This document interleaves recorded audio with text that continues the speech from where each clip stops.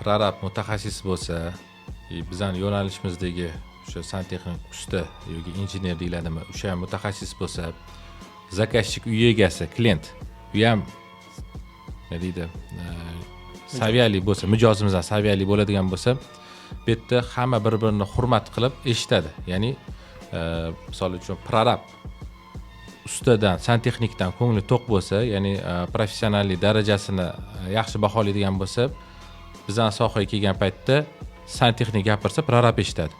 Prorabni gapirish kerak bo'lgan, asl gapirish kerak bo'lgan joy kelganda prorab gapirsa, santexnik eshitadi.